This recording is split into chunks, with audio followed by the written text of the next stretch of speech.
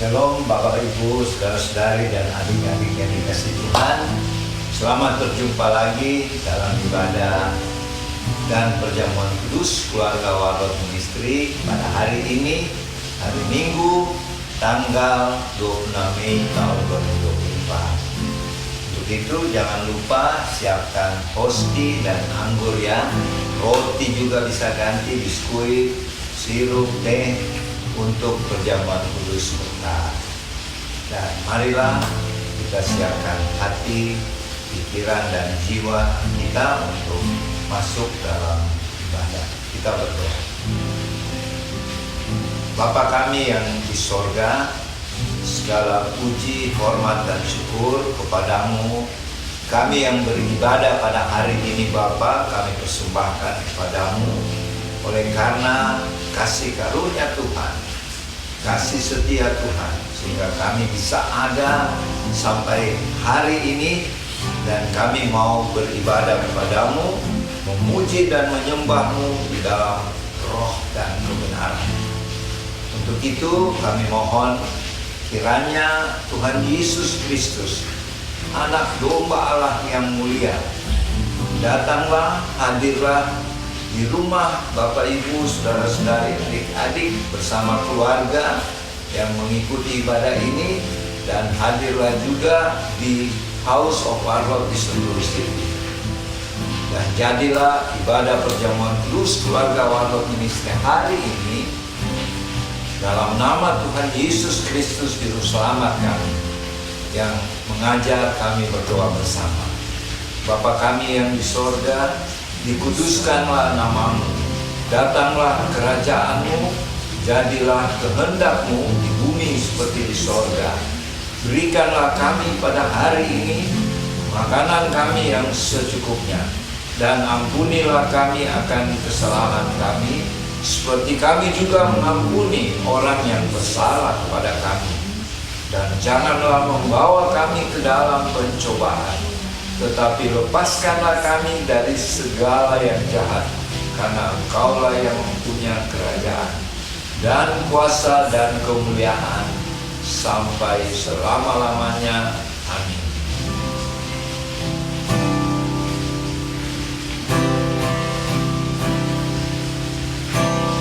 Yesus Tuhan,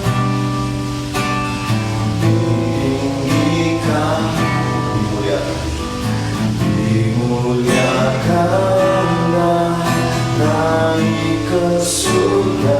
Dia berikan Roh Kudus, Dia berikan Roh Kudusnya,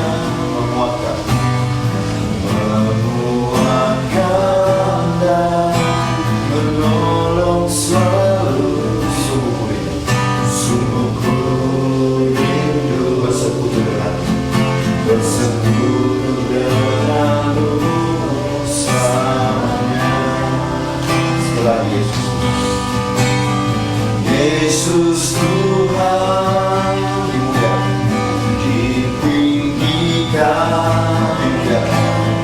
dimuliakan dan naik ke surga. Dia berikan Roh Kudusnya, Dia berikan Roh Kudusnya, menguatkan dan menolong selalu. Sungguh rindu bersekutu denganmu selamanya.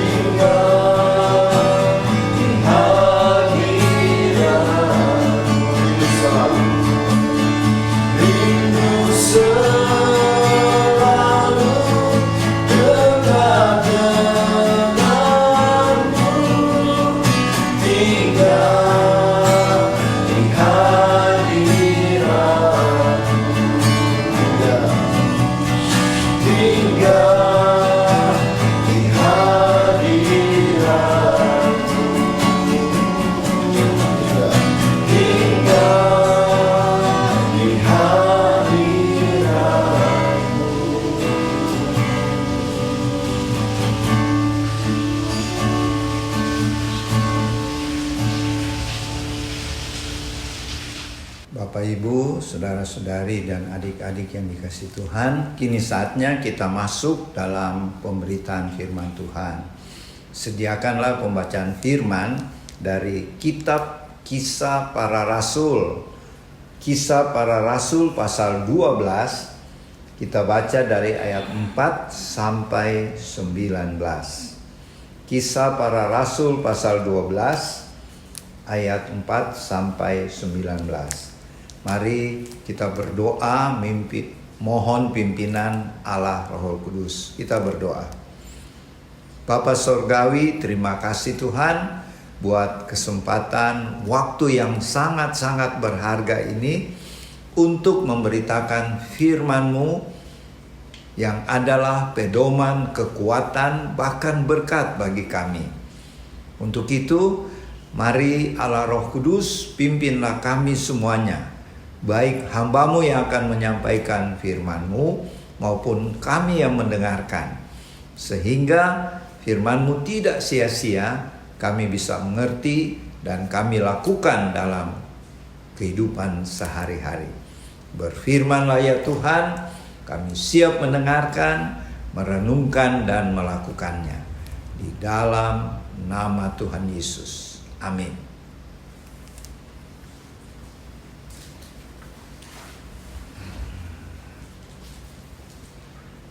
Kisah Para Rasul 12 ayat 4 sampai 19. Setelah Petrus ditangkap, Herodes menyuruh memenjarakannya di bawah penjagaan 4 regu, masing-masing terdiri dari 4 prajurit. Maksudnya ialah supaya sehabis Paskah ia menghadapkannya ke depan orang banyak.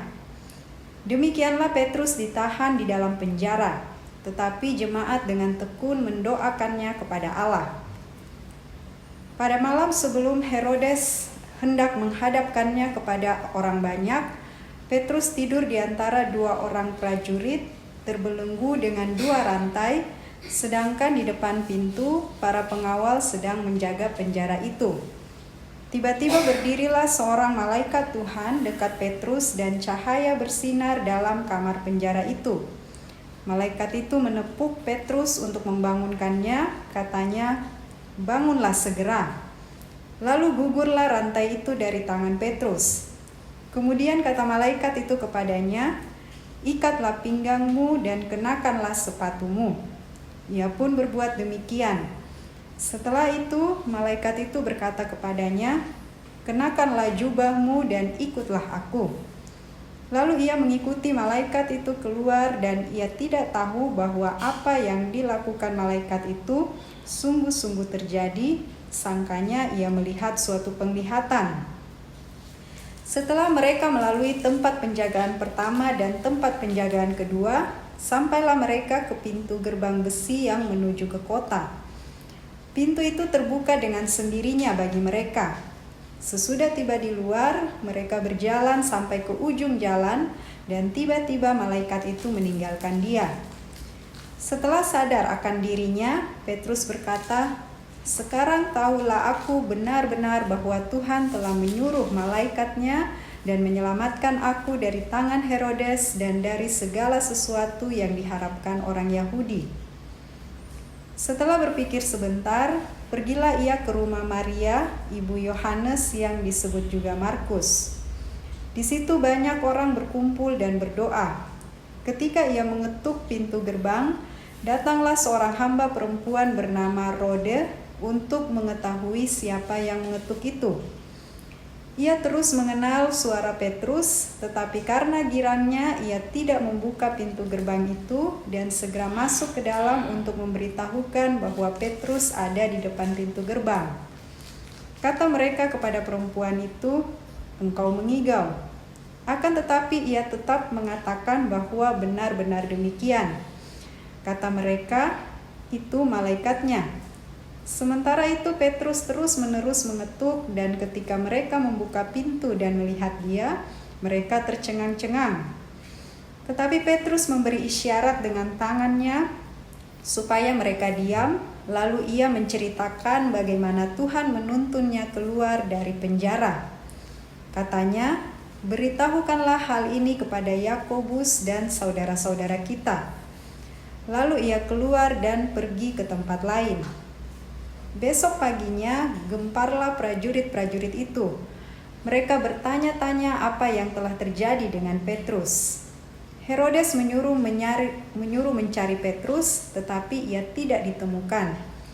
Lalu Herodes menyuruh memeriksa pengawal-pengawal itu dan membunuh mereka. Kemudian ia berangkat dari Yudea ke Kaisarea dan tinggal di situ. Amin.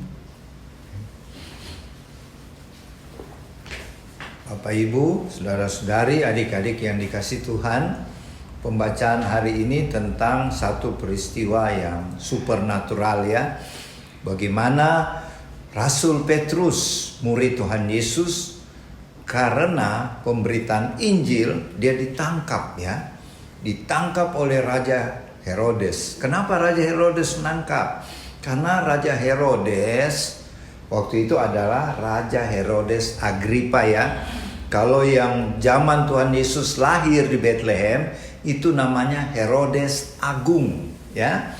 Kemudian yang membunuh Yohanes Pembaptis itu namanya Herodes Agripa ya.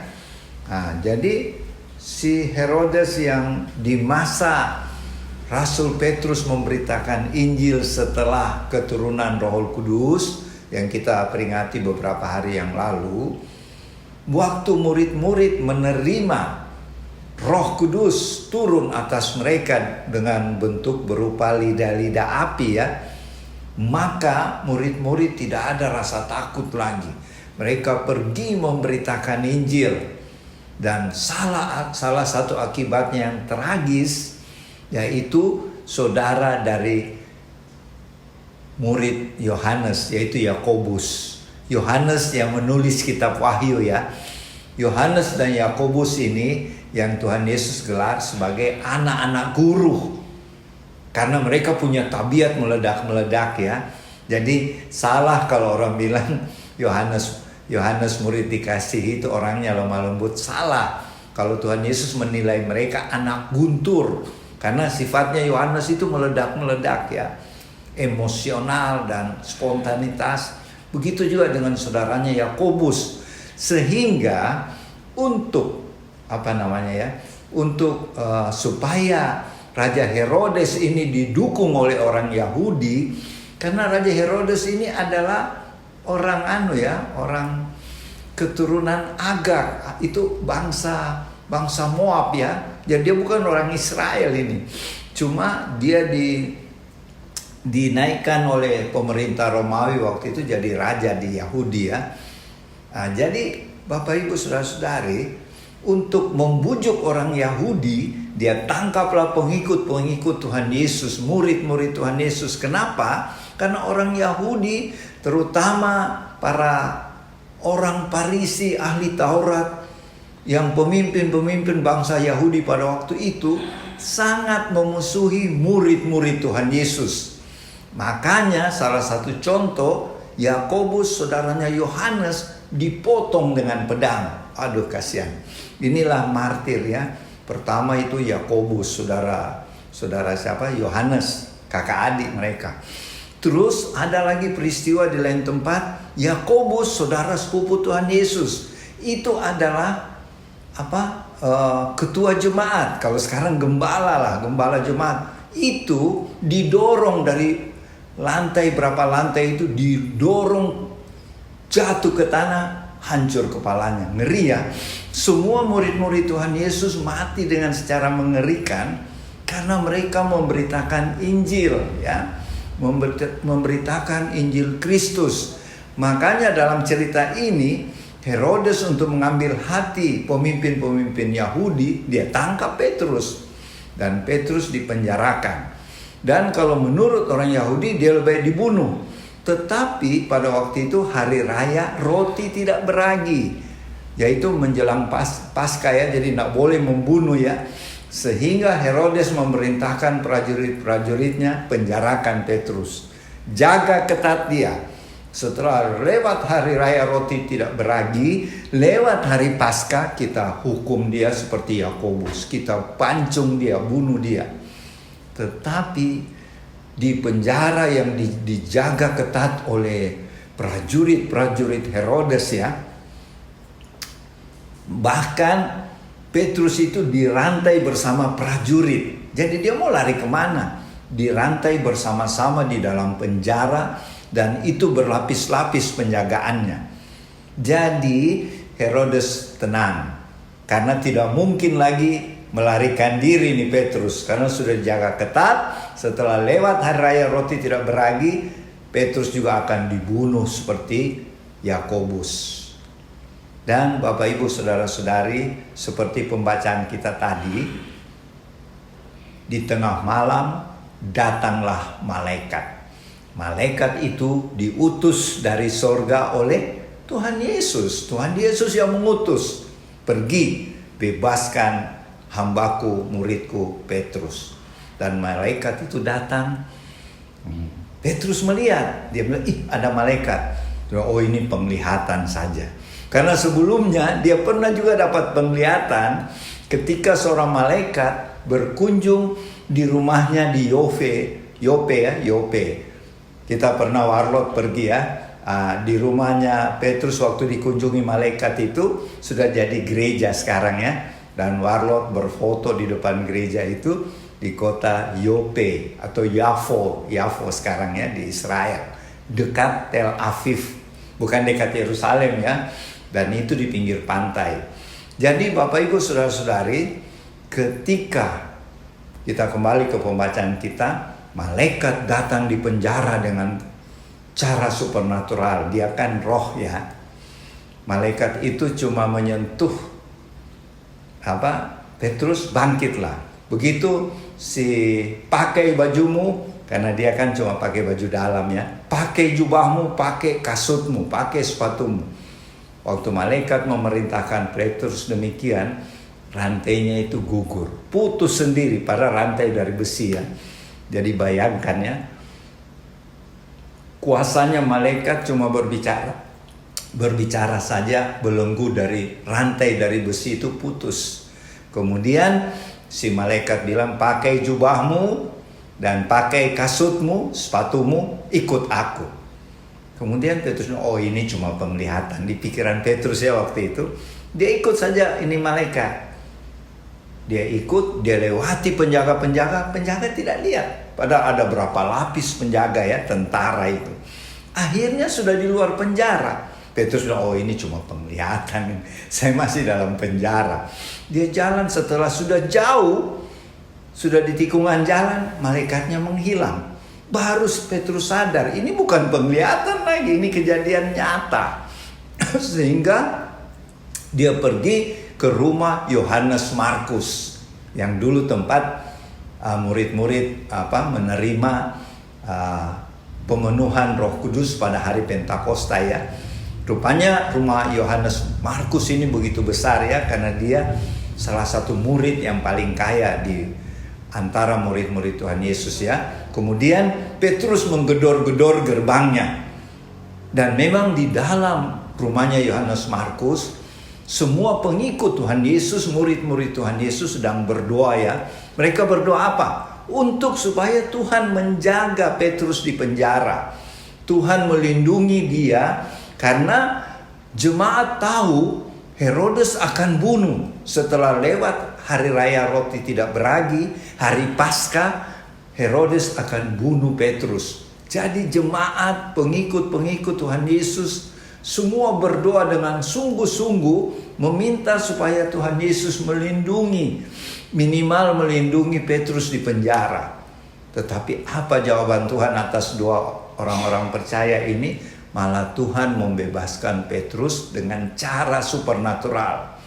Nanti setelah Petrus sadar sudah di muka rumahnya Yohanes Markus, dia gedor-gedor, panggil-panggil. Saya Petrus, saya Petrus. Akhirnya seorang pembantu wanita yang bernama Rode keluar. Dia dengar, siapa ini? Kan gerbangnya aja tidak kelihatan. Petrus bilang, saya Petrus. Nah mungkin ini Petrus ada di penjara ya. Oh ini malaikatnya mungkin. Dan ketika Rode cuma menganggap itu malaikatnya Petrus. Kalau bahasa sekarang korinnya, kembarnya Petrus katanya. Itu ada kepercayaan orang-orang sekarang ya. Tapi kalau kepercayaan orang Yahudi, kita punya malaikat juga masing-masing. Jadi Rode pembantu itu mengira ini cuma malaikatnya Petrus. Karena mereka tahu Petrus ada dalam penjara ya. Tidak mungkin ada di luar penjara sekarang. Jadi Petrus bilang, saya Petrus. Dia lihat, betul bukan malaikat tapi Petrus.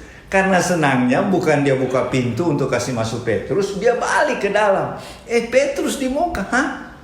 Kamu mimpi, Petrus kan di penjara. Betul Petrus. Iya tapi kenapa kamu enggak kasih masuk? Oh iya lupa. Akhirnya mereka semua keluar lagi, buka pintu gerbang, mari Petrus masuk. Petrus bilang, jangan ribut-ribut ya, nanti ketahuan saya ada di sini. Nah, jadi bagaimana kok bisa lolos dari penjara? Petrus cerita tadi kejadian bagaimana Tuhan Yesus menyuruh malaikat membebaskan Petrus dengan cara yang ajaib. Setelah itu apa Bapak Ibu? Petrus pergi meninggalkan. Cuma Petrus pesan, sampaikan kepada Yakobus. Ini bukan Yakobus yang mati ya. Ini Yakobus ketua jemaat. Jadi ada dua Yakobus ya. Yakobus yang sudah dibunuh itu saudaranya Yohanes. Tetapi Petrus bilang, sampaikan salamku sama Pak Ketua. Gitulah. Ketua jemaat yaitu Yakobus. Temannya Petrus juga murid Tuhan Yesus. Itu masih sepupu dengan Tuhan Yesus. Makanya si Yakobus ini diangkat jadi ketua pertama murid-murid Tuhan di Yerusalem. Ya, gembala pertama orang Kristen setelah keturunan Roh Kudus Yakobus, bukan Petrus. Bukan Petrus, Yakobus ya. Banyak orang kira Petrus ketua jemaat, bukan. Semua mengangkat Yakobus karena itu masih sepupu. Ya, sepupunya Tuhan Yesus. Makanya Petrus bilang, saya harus bersembunyi. Saya akan pergi ke suatu tempat, tapi sampaikan salamku ke Yakobus bahwa saya sudah keluar dari penjara. Nah, demikianlah pembacaan hari ini ya, pemberitaan firman hari ini.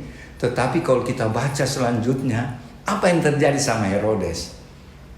Herodes ketika itu dia merasa dia hebat, sampai dia berpidato dan rakyat Israel memuji dia. Wah, itu suara Tuhan. Waduh, hebatnya. Herodes berpidato dibilang suara Tuhan. Apa yang terjadi buat Herodes ini? Datang seorang malaikat menampar pipinya. Begitu malaikat menampar pipinya, jatuhlah Herodes dan badannya tertulis dimakan cacing-cacing. Mati. Itu bahaya ya. Kita menghina Tuhan, itu contohnya. Kenapa dia disebut menghina? Karena rakyat sudah memuji dia. Wah, ini bukan Raja Herodes lagi, ini suara Tuhan. Waduh, dia juga terus besar kepala. Jadi banyak hal kita bisa pelajari. Pertama, apabila kita seperti Petrus lagi di penjara ya, dibelenggu oleh satu masalah. Mungkin itu masalah keuangan, masalah pelayanan, masalah sakit, penyakit, atau masalah apa saja. Ibaratnya kita seperti dibelenggu, di penjara, sudah tidak tahu jalan keluarnya. Ingat, ada Tuhan Yesus yang bisa mengutus malaikat, ya. Dan malaikat itu akan menolong kita dalam masalah belenggu yang mengikat kita. Kemudian pelajaran kedua tentang Herodes itu ya, apabila kita banyak melakukan mujizat-mujizat, khususnya keluarga Warlot ya, jangan kita sombong sehingga kita mencuri kemuliaan Tuhan. Kita bisa mendapat teguran dari Tuhan, jangan seperti Herodes ya, bahkan mati dimakan cacing-cacing ya. Nah, itulah pemberitaan firman Tuhan hari ini. Nanti Oma Palar akan melengkapi akan perenungan hari ini. Tuhan Yesus memberkati. Selamat siang teman-teman, kita jumpa lagi siang ini.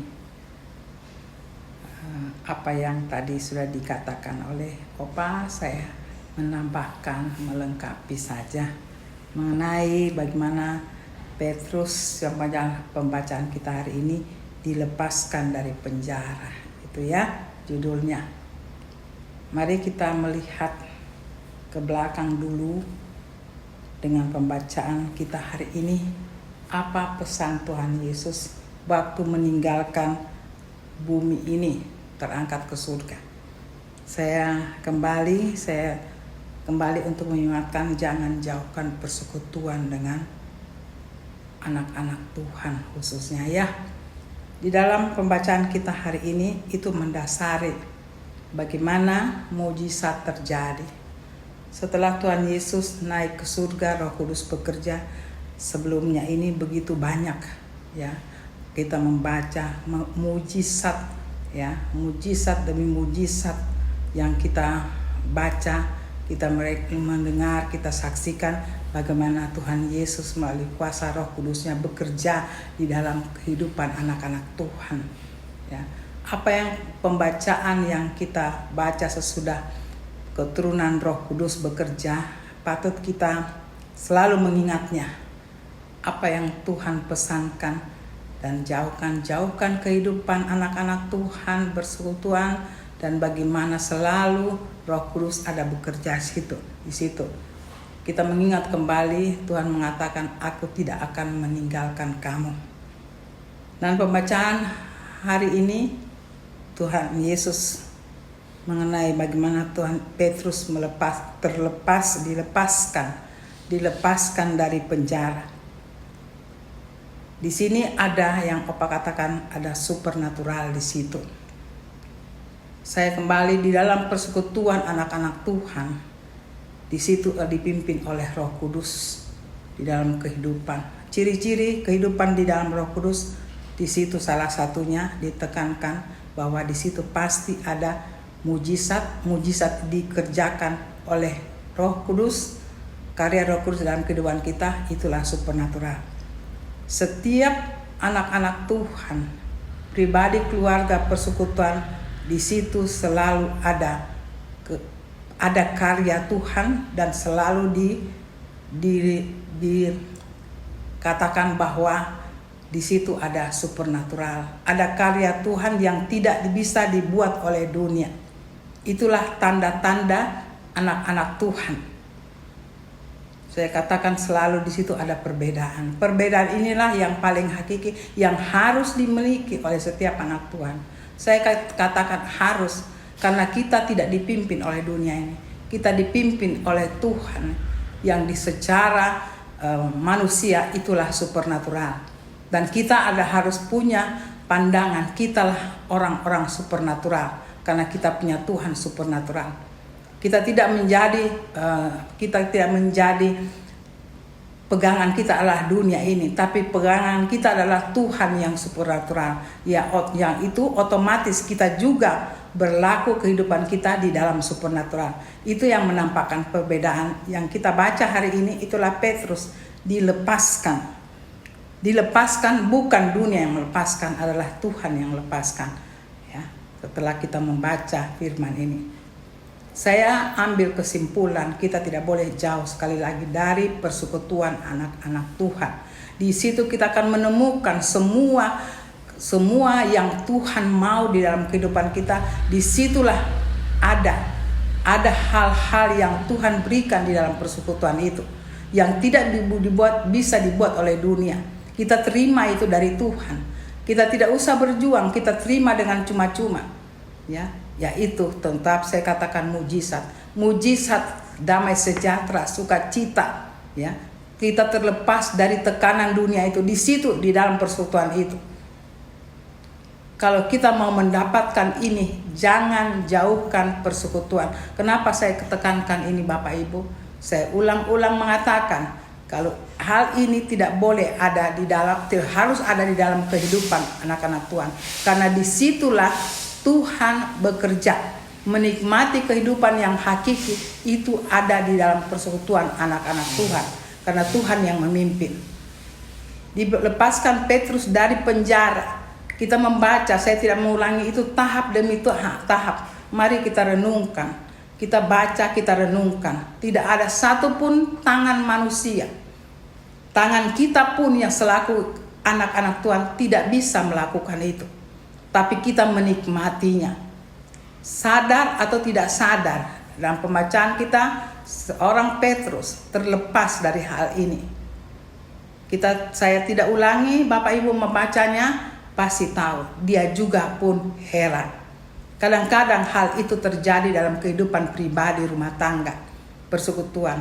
Kita tiba-tiba sudah ada di tempat yang kita tidak tahu.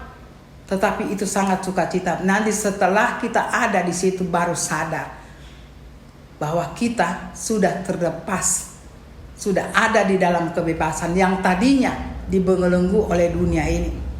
Saya tidak ulang di situ. Mari kita renungkan apa yang Petrus alami. Dan setelah dia alami itu ada bagian di bagaimana Petrus dilepaskan.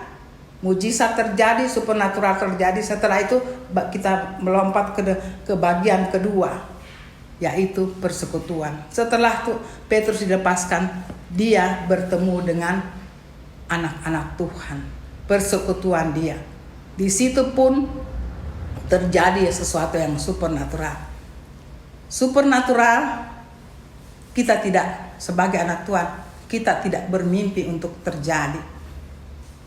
Tetapi kita berusaha di dalamnya, hidup di dalam persekutuan. Ada rambu-rambu yang Tuhan katakan. Ada hal-hal yang kita harus jaga, yaitu hidup bersama, saling mendoakan satu sama lain, saling melihat kehidupan satu sama lain.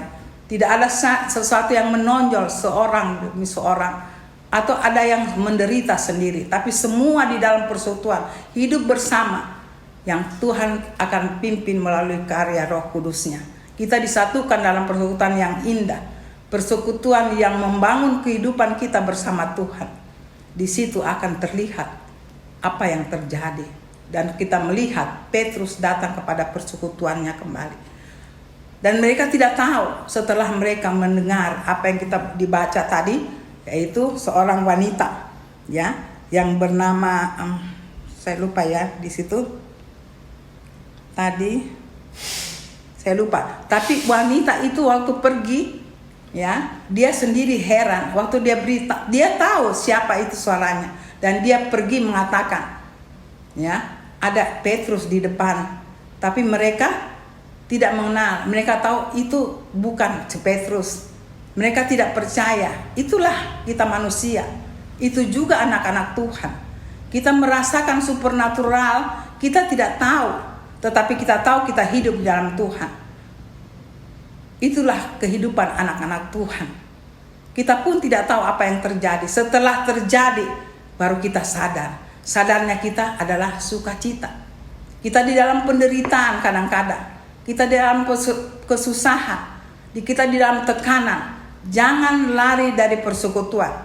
Karena di dalam persekutuan itu kita akan ketemukan satu hal kebebasan. Ya, satu hal kemerdekaan. Karena di dalam itu ada persekutuan yang mendoakan. Mereka mendoakan Petrus yang ada di penjara. Mereka tahu ada di situ. Tidak mungkin dia keluar. Ya, bagaimana supernatural bekerja, teman-teman. Dan itu sungguh heran. Saya tidak mengulangi, tapi mari kita renungkan. Apakah ini juga terjadi dalam kehidupan kita zaman sekarang?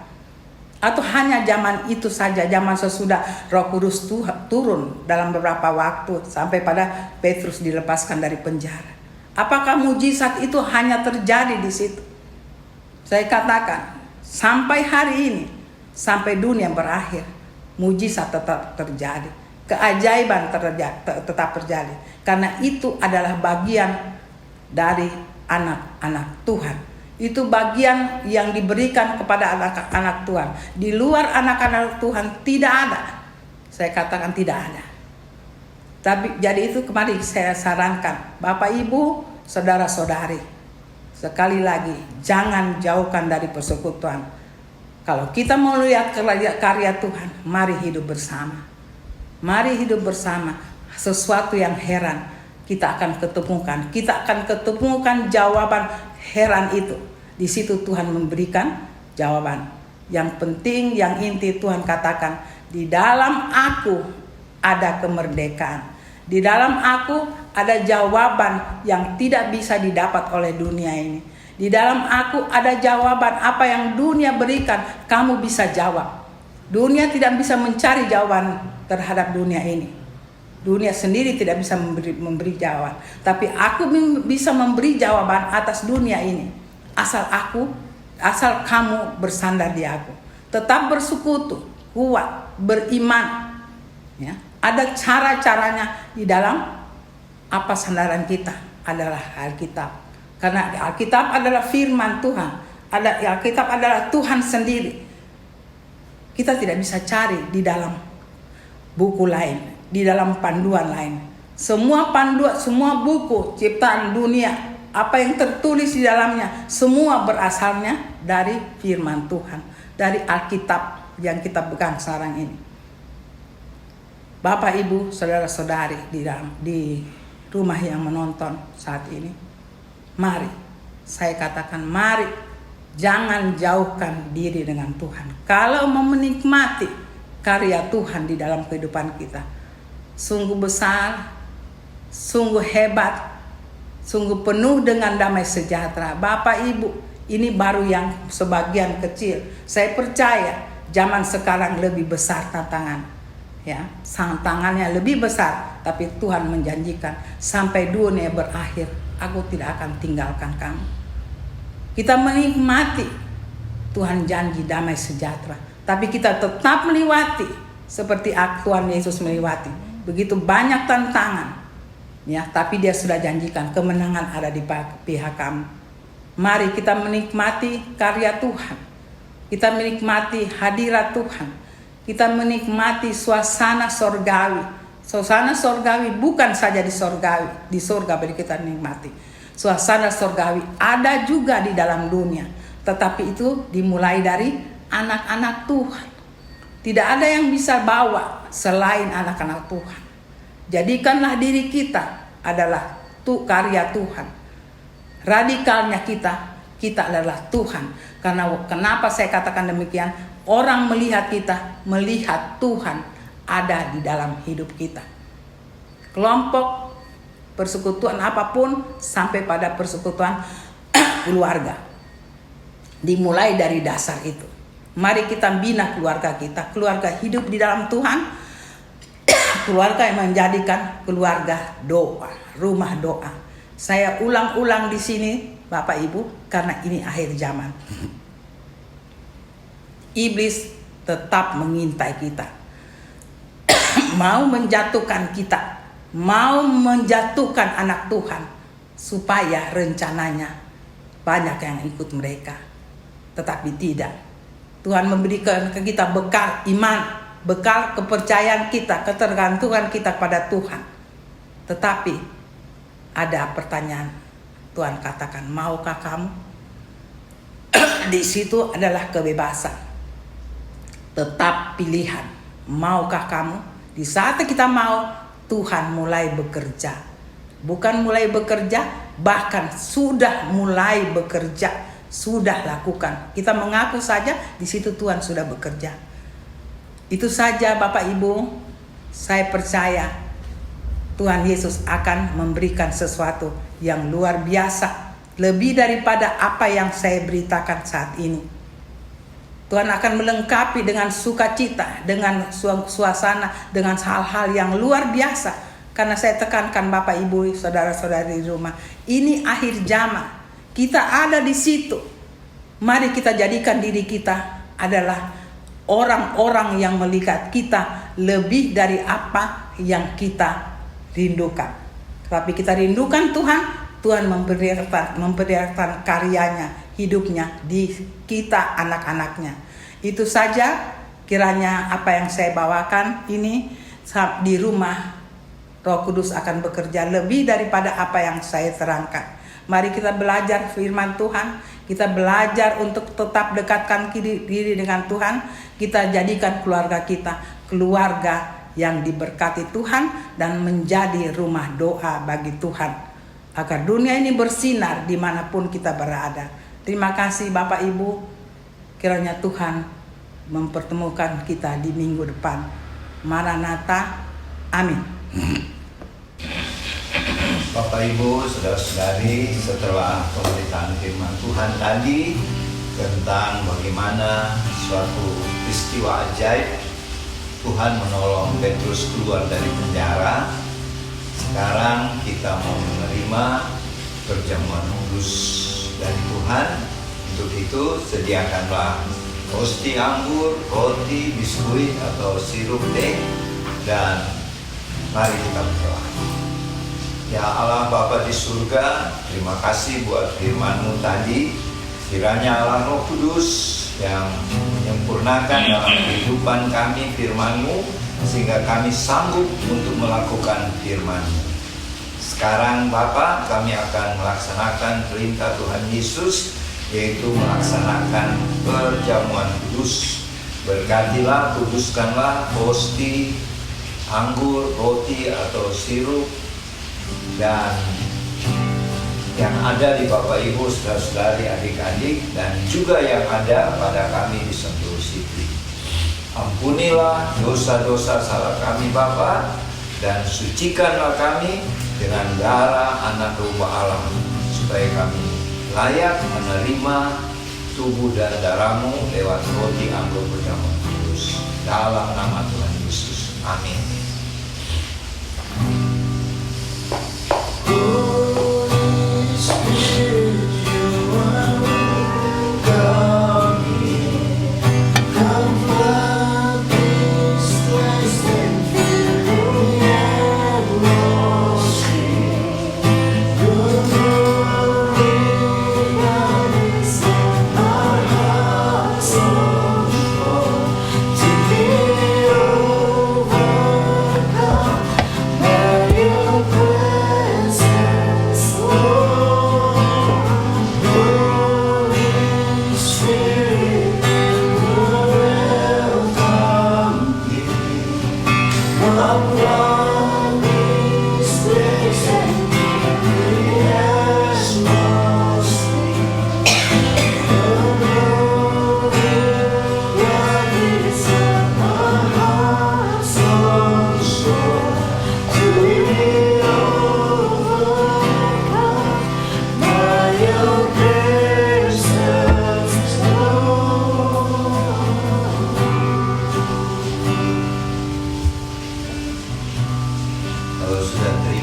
mestinya kalau ada firman silahkan dibaca, dan firman pada hari ini merupakan pesan Tuhan buat pribadi masing-masing dan secara keseluruhan buat keluarga Warlord Ministry. Silakan dibaca.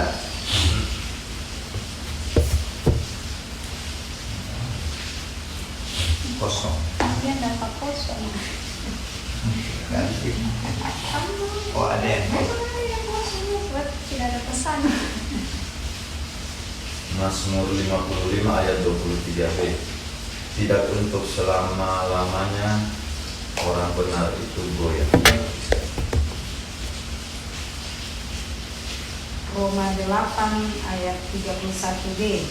Jika Allah di pihak kita, siapakah yang akan melawan kita? Roma mulai 17, dan iman timbul dari pendengaran, dan pendengaran oleh firman Tuhan. Ya. Lukas 6 ayat 38a, berilah dan kamu akan diberi suatu takaran yang baik. Jadi pesan Tuhan yang pertama bahwa Tuhan Yesus tidak akan meninggalkan kita kalau kita benar-benar hidup dalam pimpinan Roh Kudus. Kita tidak akan goyah ya, karena Roh Kudus adalah Allah yang Maha Kuasa yang tinggal dalam kita. Kemudian Kalau di pihak kita siapa? ya, dikonfirmasi lagi kalau Tuhan di pihak kita, Allah di pihak kita, siapa lawan kita? Dia Allah adalah yang Maha Kuasa yang tidak ada taranya dan tidak ada lawannya. Kemudian Oma, Jadi iman timbul dari ya, oleh sebab itu supaya kita semakin kuat di dalam Tuhan, makin teguh iman kita, kita harus rajin membaca firman Tuhan, firman Kristus. Makanya dalam kita membaca firman Kristus, iman kita semakin kokoh. Dan setelah kita diberikan Tuhan hidup yang berkelimpahan, maka hendaknya kita memberi, maka kita akan diberikan juga Tuhan suatu takaran yang melimpah ya. Demikianlah pesan Tuhan khususnya buat keluarga Warlord Ministry. Kita angkat posti. Firman Tuhan berkata di Injil Lukas pasal 22 ayat 19-20, bunyinya demikian. Lalu Tuhan Yesus mengambil roti, mengucap syukur, memecah-mecahkannya dan memberikannya kepada murid-muridnya. Kata Tuhan Yesus, inilah tubuhku yang diserahkan bagi kamu.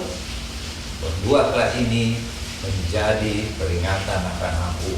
Kita ucapkan dengan iman, inilah tubuh anak domba Allah yang suci, yang telah berkorban di atas kayu salib di Bukit Golgota.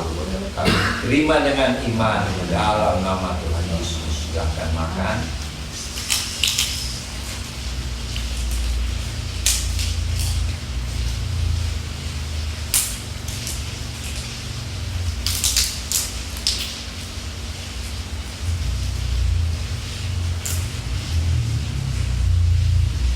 Kita angkat cawan perjamuan. Demikian juga dibuat Tuhan Yesus dengan cawan sesudah makan. Tuhan Yesus berkata, cawan ini adalah perjanjian baru oleh darahku yang ditumpahkan bagi kamu.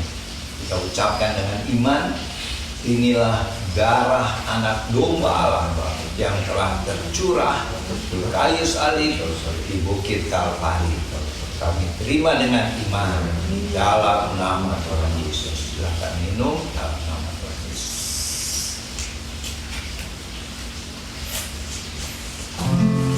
Kita mengucap syukur dengan pujian.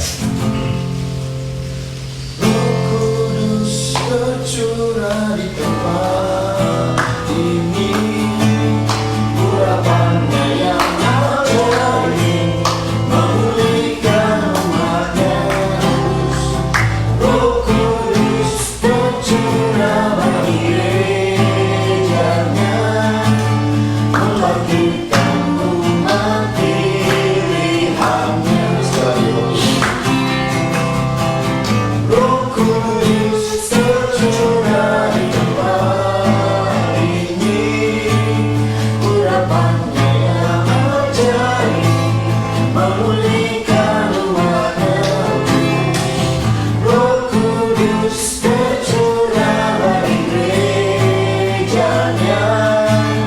membangkitkan umat pilihannya. Hari inilah harinya Tuhan, saat pembebasan tiba. Belenggu dosa telah dipatahkan. Mari bersorak haleluya.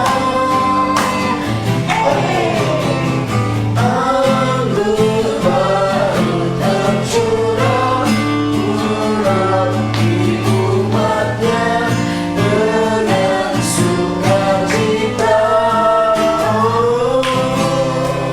Minyak baru tercurah, urapi umatnya, nyata kuasanya.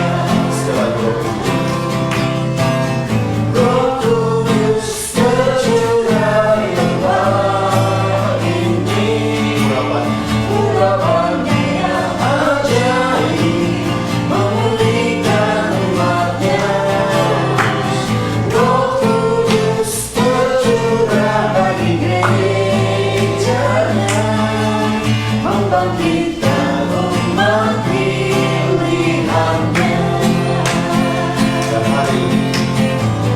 Hari inilah harinya Tuhan, saat pembebasan tiba. Belenggu dosa telah dipatahkan. Mari bersorak haleluya. Anggur baru tercurah, penuhi umatnya dengan sukacita. Minyak baru tercurah, urapi umatnya, nyata kuasanya. Anggur baru tercurah, penuhi umatnya dengan sukacita. Minyak baru tercurah, urapi umatnya, nyata kuasanya. Nyata kuasanya. Nyata kuasanya.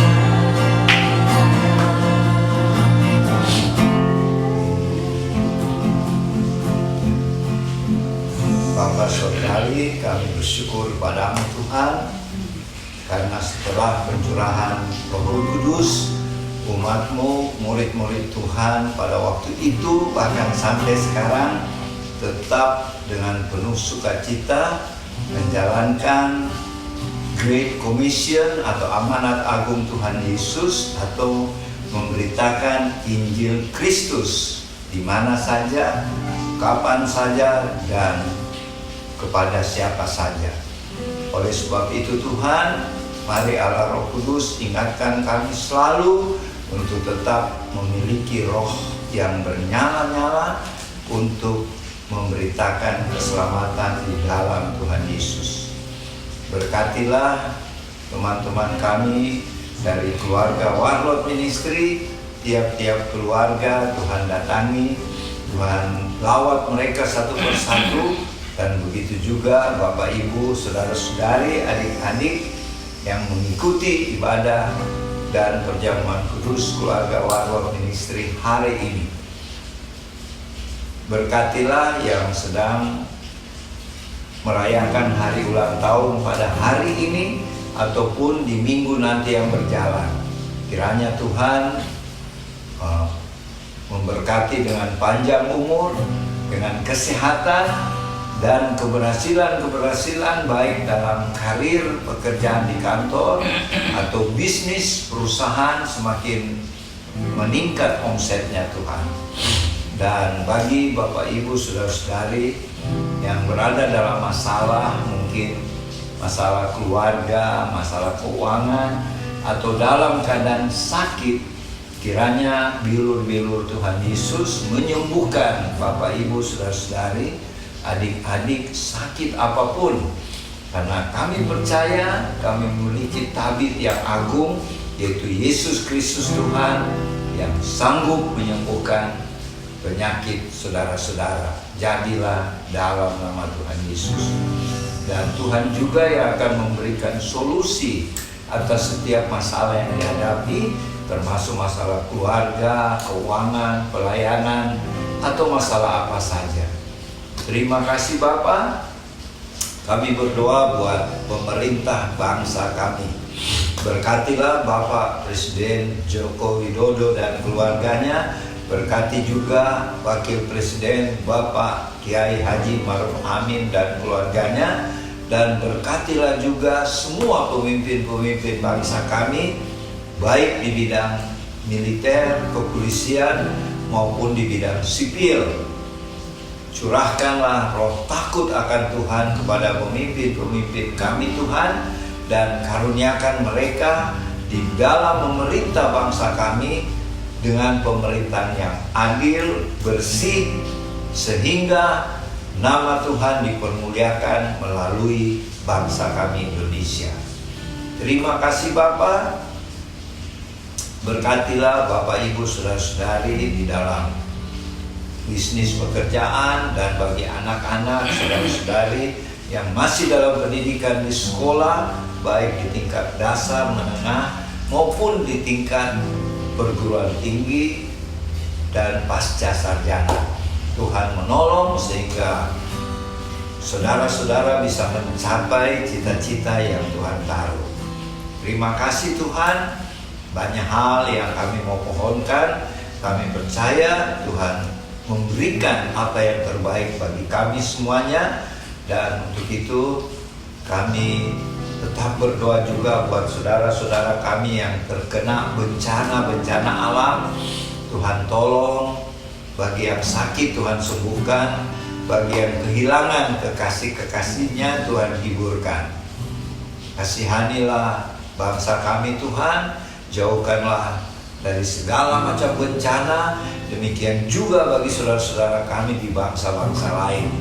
Berkatilah bangsa pilihan-Mu Israel di dalam keadaan perseteruan dengan kaum Hamas. Dan Tuhan, kami percaya Tuhan tetap membela, melindungi, dan memberkati biji mata-Mu, yaitu bangsa pilihan-Mu Israel. Terima kasih Bapa. Sebelum kami mengakhiri ibadah dan perjamuan kudus ini, kami memohon berkat daripada-Mu. Kiranya berkat-berkat dari Allah Bapa Surgawi yang berlimpah-limpah, kasih karunia dari Tuhan Yesus, dan persekutuan dengan Allah Roh Kudus menyertai Bapak Ibu, saudara-saudari, adik-adik bersama keluarga-keluarga masing-masing, dan menyertai kami yang ada di Sentul City saat ini sampai Maranatha Tuhan Yesus datang kembali, bahkan sampai selama-lamanya. Di dalam nama Tuhan Yesus. Amin. Ibadah sudah selesai. Sampai berjumpa lagi minggu depan di bulan yang baru, bulan Juni tahun 2024. Tuhan Yesus memberkati. Shalom.